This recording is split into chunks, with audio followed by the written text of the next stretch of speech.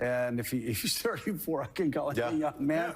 He won like the greatest landslide probably in New York history. I mean, certainly in recent times. And he used that moment to say that he will fight anti-Semitism in New York and stand shoulder to shoulder with his Jewish brothers and sisters. So again, I'm going to judge him, not on what he says in a speech, but on what he does over time. This morning, and I will tell you, I've gotten so many calls from Jewish New Yorkers who are alarmed. Their kid was harassed in college. Their child was bullied in K through 12. Their synagogue was vandalized. So here's what ADL is doing right now. If you are a Jewish New Yorker, it's like, and Zohran did it all. Okay, I'm fielding calls every day. Okay, this man is basically the Spider-Man of anti-Semitism. Okay, wherever there is a Jew in New York City, Zohran is there bullying the shit out of him. Okay? You need to understand, I don't even know how this guy campaigned because he was spending every waking moment bullying and terrifying the Jewish New Yorkers. Okay? I don't even know how he did it. Maybe it's the fast and free buses. Why do you want fast and free buses, Zohran? So you can hop on a fast and free bus to go downtown from uptown in a moment's notice? So you can maximize on your Jew hatred?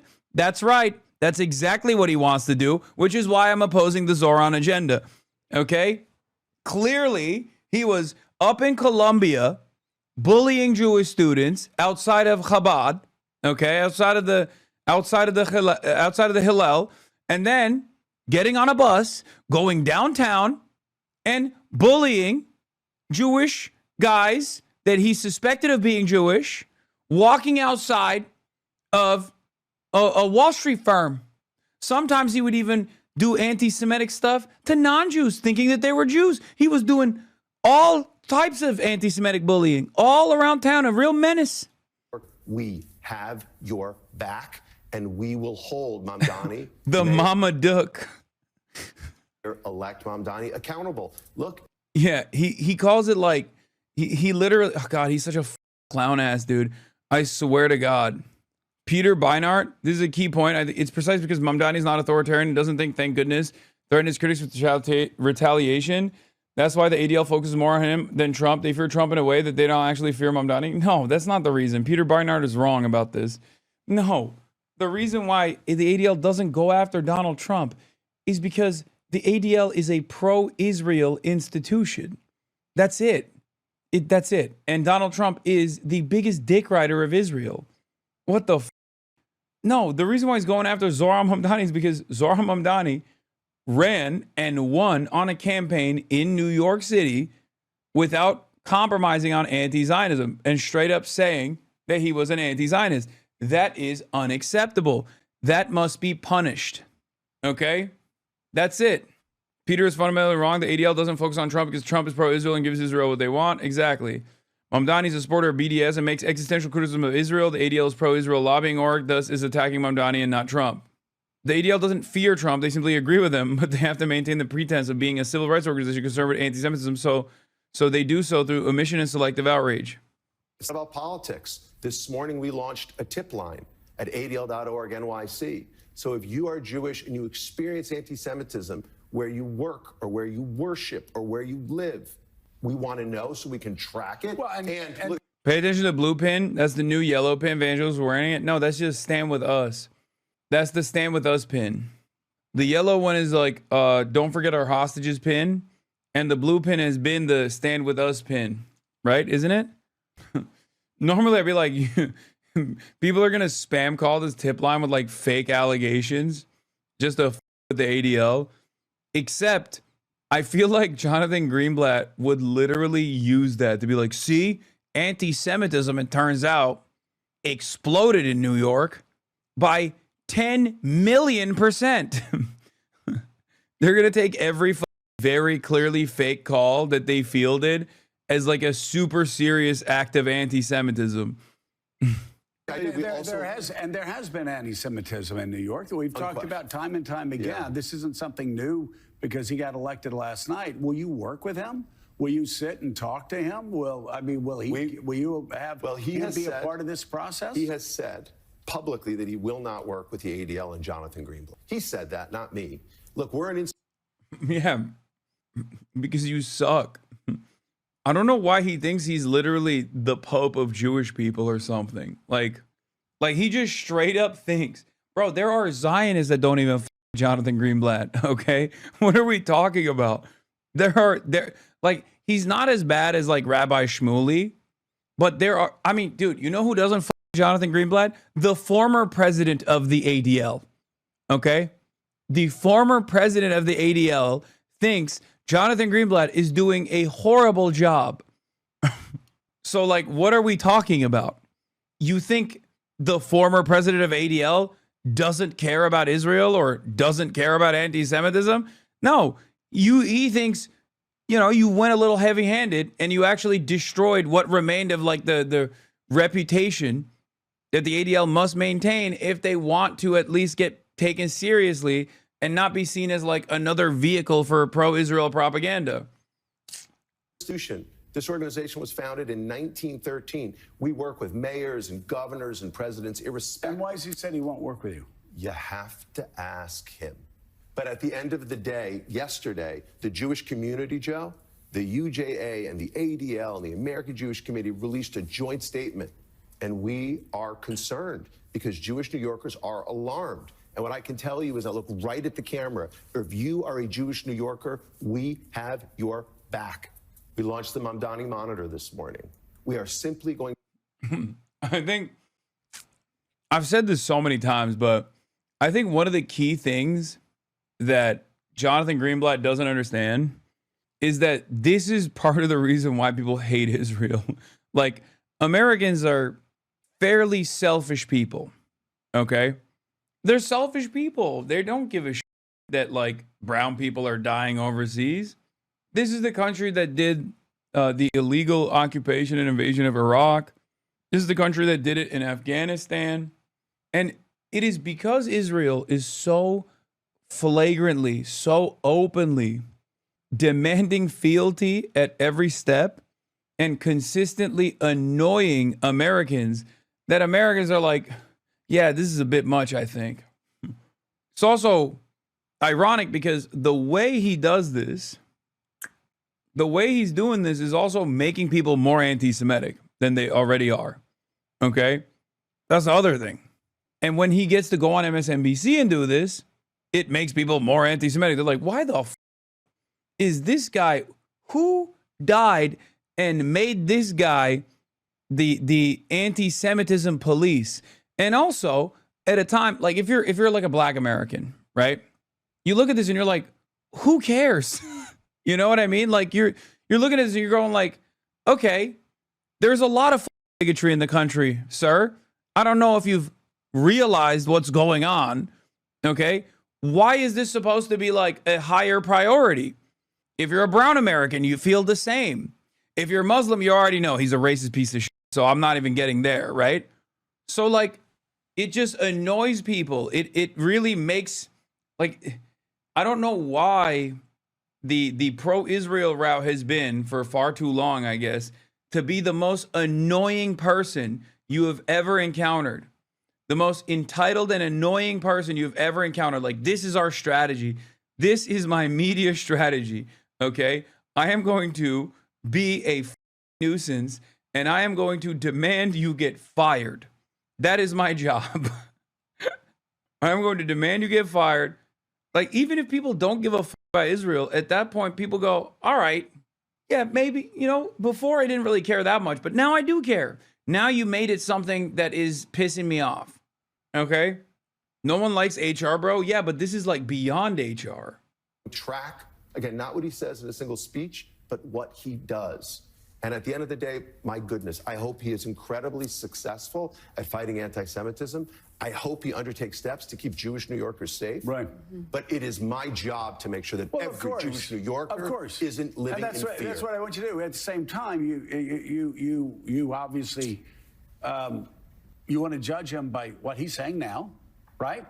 And what he does moving forward, not a tweet in 2022 or 2023, right? So we will judge him on the people he appoints, on the policies he implements, and on the programs that he launches. I want to know, what's he doing in the education system? Will it be fact-based? or politicized for our kids. Right. I want to know, will Dude, you are obsessed, brother. You are obsessed. He's like, is he teaching 2 + 2 = 4? Or is he teaching people how to be anti-Semitic? Everything is like, like what the he literally is just like every issue somehow ties back to like being pro-Israel. We must have compulsory pro-Israel education, please. And if you don't do that, it is the most heinous hate crime you've ever done to me. Looks like a huge scandal developing inside of Wikipedia with top dog Jim Wales swooping in to edit the Gaza genocide article and some others, buckling to pressure from the ADL in Israel. What? But a big from above statement in the voice of Jimbo Wales speaking from the heavens to declare what must happen is not how Wikipedia works. The previous RFC was heavily attended. Examine the massive range of sources. Wait, what? No, the Wikipedia actually said the ADL. Wikipedia co-founder joins editing conflict over the Gaza genocide page. Oh my God. houses of worship and At what point are you going to see Israel are stoking anti-Semitism purposely? No, I've said that already. I think it's beneficial for Israel's like ethno-state interests to foment anti-Semitism in the West so that, you know, Jews feel unsafe. And then they're like, oh, what's the only place where we can feel safe? Oh, it's of course Israel, right? But I don't think it's true. It does correspond to the interests of the state. But American Jews, no matter how pro-Israel they are, still don't want to live in an environment where they literally are being harmed, okay? No one wants to live in an environment where they're like, oh, I go to the synagogue, is someone going to do a mass stabbing? Like, no one wants to be in a dangerous environment like that. So my point is always that guys like Jonathan Greenblatt are unironically creating a more anti-Semitic environment. Like, that's what they keep doing by behaving like this, by constantly tying Israel to Judaism, which many American Jews also do, for sure. But like, it's not, this is dangerous.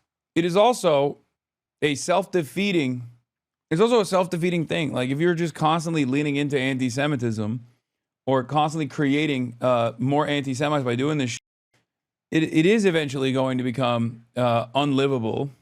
And also, what do you think could happen in the future? In the long run, you're going to have a bunch of anti-Semites that are not, that are going to be much more open-minded to cutting ties with Israel, cutting associations with Israel. JCCs continue to be protected because they're under threat. I want to know, is he going to change the purchasing policies because of his ideological commitment to BDS, potentially hurting the pocketbooks of New Yorkers? Look, he won yesterday, and I saw the previous segment. Amazing numbers. People care about affordability in this city, and I get that. But as an organization that's seen levels of anti-Jewish hate that literally have broken records every year, my job is to keep them safe, and we won't stop. So I pushed him yesterday on BDS. Yes. He's espoused that policy for a long time. Will he bring it into the to the mayor's mansion? And he effectively said yes, a version of it. He makes a distinction, as many people do, between Jews in New York and the state of Israel. What he's saying is, I take my brothers and sisters. Like, here's what you didn't have to do. Give this guy a platform, okay? Because, like, when you give him a platform and then you push back like this, it's not serving the purpose you wanted to serve. Stop bringing his bitch ass on, please. Like, what are we doing? Like, I'm glad that even Morning Joe, which is probably the most unlikely group that is turning around and being like, dude, come on, okay? But it's crazy that, like, he even gets a platform at all. No, what I mean is, like, it's kind of like, I just keep going back to this Ben Dreyfuss tweet, who was like, guys, I'm literally pro-Israel. I am a Zionist Jew. And you finally made me pro-Zohran Mamdani because of how insane you have gotten. You know what I mean? Like, that's what the ADL's doing over here. Like, that's what they're doing to Joe Scarborough. Like, I never in my life would have thought Joe Scarborough would be like, all right, dude, no, Zohran Mamdani's not a vicious, dangerous anti-Semite. He's the next mayor of New York. You need to calm down. Jewish New Yorkers separate from the policies of the state of Israel. BDS, he says, is meant to punish the state of Israel. Yeah. How do you respond to that distinction? Well, look, there's lots of room to criticize policies of the state of Israel. No, there isn't. No, there isn't. You don't know. First of all, excuse me. I hate this argument. You want to know why I hate this argument? Because why do you get to decide? Like, why do you get to decide? Like, who put you in charge of this? Guys, look, there's lots of ways to criticize Saudi Arabia, okay? But if you do criticize Saudi Arabia, you're Islamophobic. It is, after all, where Mecca and Medina is. These are two of the holiest places in Islam. Obviously, the Prophet Muhammad, peace be upon him, he was there. You know, he traveled from Medina to Mecca. And this is profoundly important for us. So if you actually were to say, hey, Saudi Arabia is pretty crazy that you're like, you know, participating in a genocide or mass starvation in the region, it's like, that's Islamophobic. You are not allowed to do that. Of course, you can criticize Saudi Arabia. It's just, I get to dictate whether or not that is appropriate or not. It's like, well, shut the f up then. What I worry about, what New Yorkers worry about, is when the guy gets assaulted for wearing a yarmulke and they hit him in the head and yell at him as a Zionist. Or when the governor's mansion in Pennsylvania is burned down by someone who claims Josh Shapiro has a policy on Palestine, which he does. That's so disingenuous. That dude was literally experiencing a schizophrenic attack. He thought Josh Shapiro had kidnapped his daughters, brother. The Shapiro thing is so nutty. The dude was literally a diagnosed schizophrenic person having a mental health episode. First anecdote he gives, I have no idea what he's talking about, so I can't speak on it, okay? Second anecdote is actually a famous incident, and he's just misrepresenting it. He's just straight up misrepresenting it, being like, oh, well, this is happening because it was an act of vengeance from a pro-Palestinian person or whatever the fuck. It's like, well, you're giving the game away a little bit, Chief.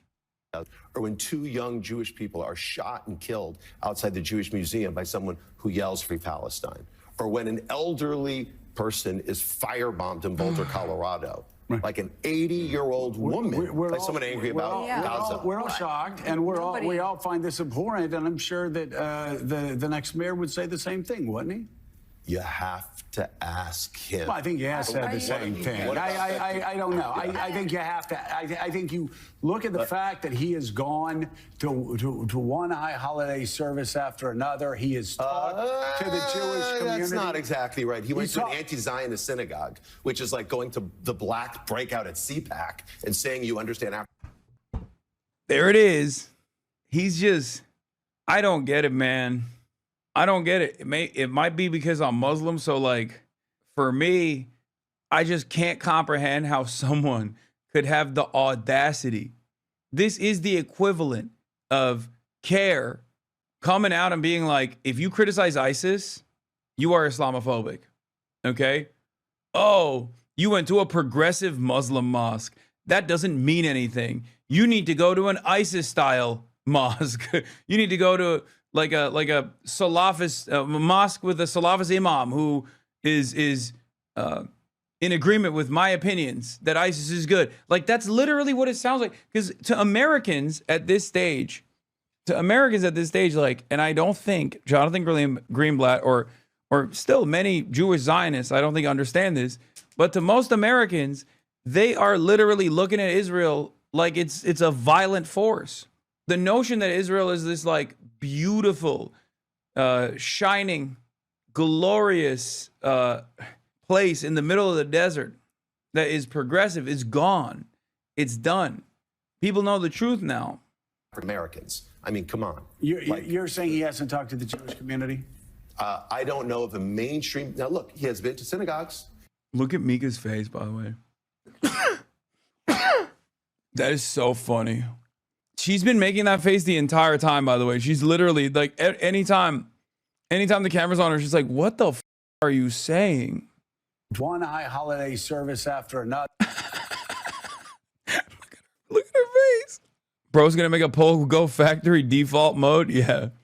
She got her ancestors screaming in there, dude. Yeah, Greenblatt's playing dumb shtick, paints him as a feckless, doddering fool or an intentionally disingenuous piece of shit, knowingly lying. Google exists. He is taught to the Jewish community. That's not exactly right. He went to an anti-Zionist synagogue, which is like going to the black breakout at CPAC and saying you understand African Americans. I mean, come on. You're saying he hasn't talked to the Jewish community? I don't know of a mainstream. Now, look, he has been to synagogues. He has Jewish people working for him for sure. Right. But if you look at. But they're fake Jews, which we also should jail for anti-Semitism. Okay? Come on. Come on, Joe. I'm putting it down, but you're not picking it up. Those are not real Jews. Those are fake Jews because they disagree with me. If you disagree with me, you are not a real Jew. I am the only one who gets to determine who's Jewish and who's not Jewish.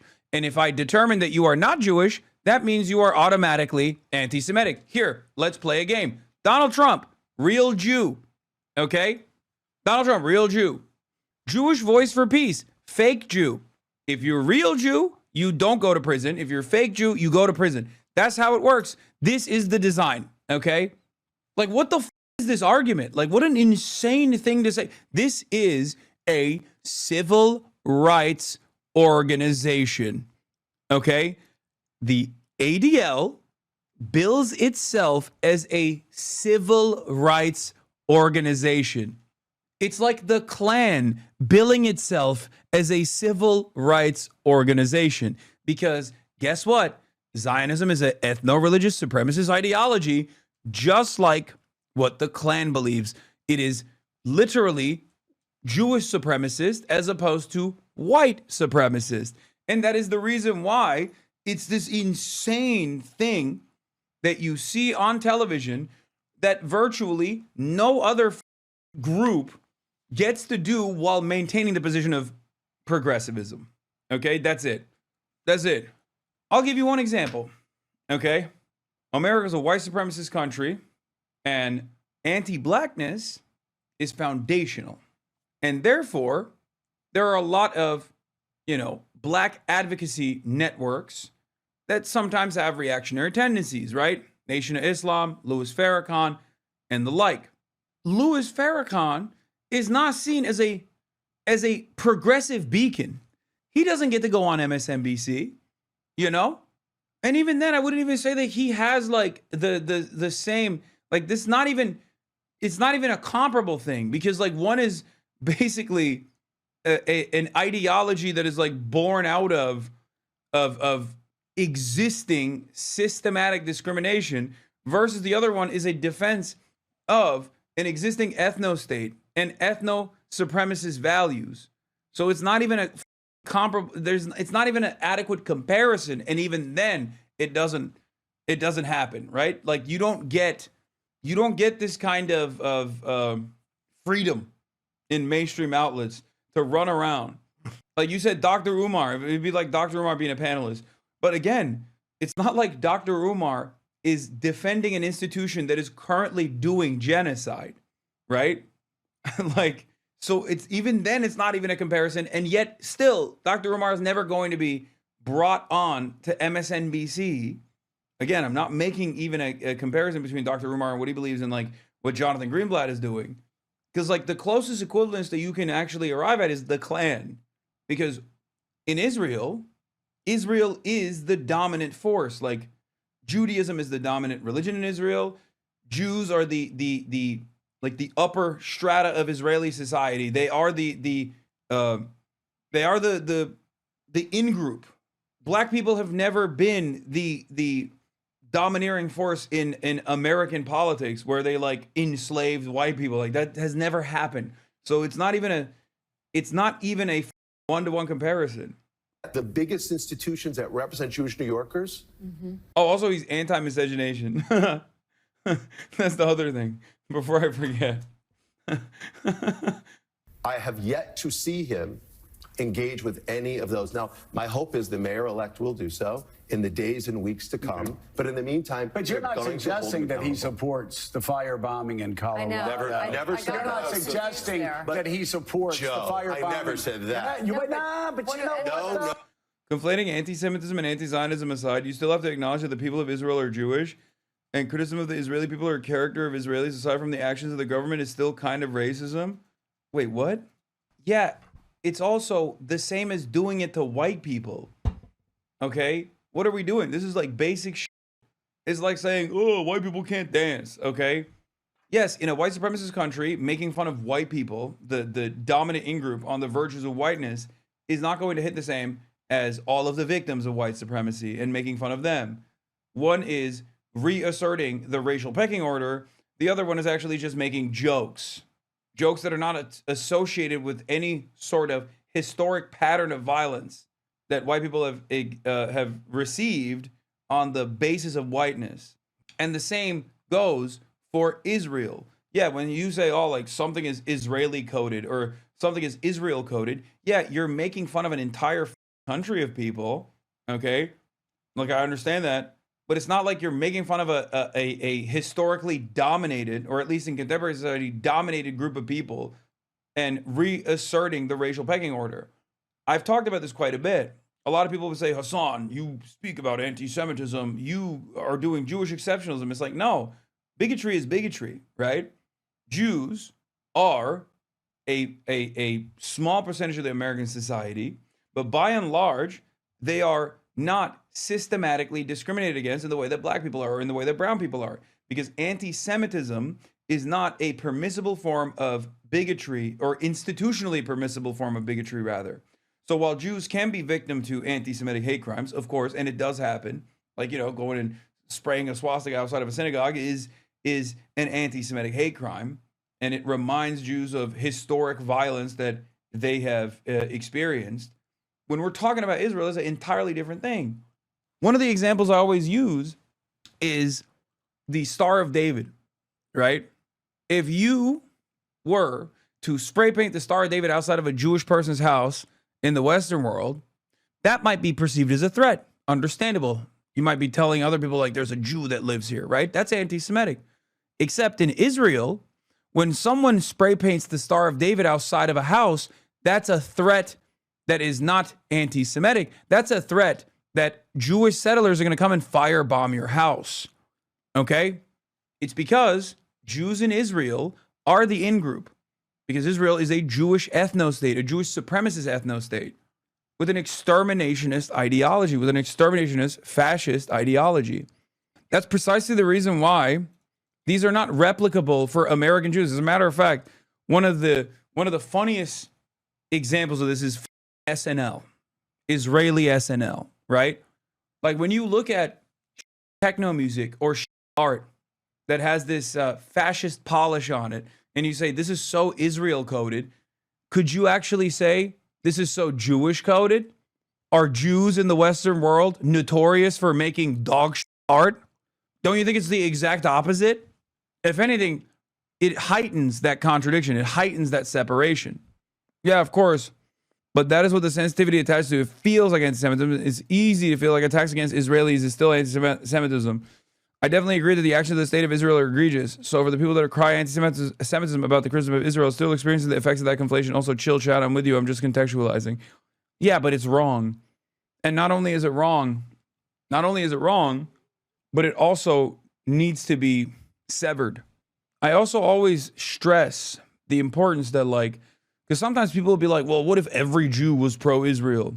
Yeah, I'd still be on Israel o'clock. You know what I mean? Like, there is no, like, that doesn't change anything for me, you know? Because there are some people out there who go like, well, a significant number of Jews are pro-Israel. So if you're shitting on Israel, you're shitting on those Jews. It's like, yeah, I mean, I'm shitting on those Jews for being pro-Israel in that situation. I'm shitting on anyone for being pro-Israel. I don't give a fuck. I'm anti-Israel. It has nothing to do with your own background. You chose to be pro-Israel, and you're a little fake too also on top of that, right?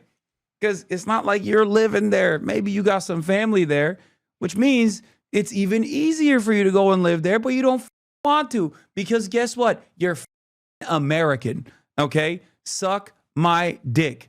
You're an American. You're an American Jew. You're not Israeli. You don't live in Israel. You don't want to live in Israel. You literally, I know how you talk about Israel, about your Israeli relatives in private when you're around other Jews also living in America. I know how you talk about Israel, but then When it's talking to the out group, all of a sudden it's like, oh, what do you mean Israel is the most important thing? Okay, bitch, you don't live there. Why? Why do you live in Boca Raton? Why do you live in Sherman Oaks? Why do you live in Beverly Hills? Why don't you live in Israel? Because you don't want to live there because you're American. Cut it with this stupid ass. You have an unlimited amount of incentives to go live in Israel. Why the do you live in America? I know why. Because you're American. You're not Israeli. You're an American Jew. This sort of goes to the crux of the issue, much like the Jews can't wear the Star of David in public in America anymore conversation. No acknowledgement of what Star of David has come to represent in modern times and how it's been extricated from its religious foundation by those claiming to protect Jews. Israel is why people feel unsafe wearing the Star of David in America in 2025. Exactly. And like, that's the thing. Like, I don't make this conflation. Like, I don't automatically assume when I see a Jewish person, I don't immediately assume like, oh, this person's going to be pro-Israel. They're going to hate me or whatever. Like, I don't do that. But the reality of the matter is, I don't think that's the norm anymore, unfortunately. I don't think it's appropriate. And I will always push back on that shit. And I will continue to push back on that shit in this community. But the reality of the matter is, as time goes on, and as Jonathan Greenblatt keeps doing shit like this, more and more Americans do unironically go, oh, okay.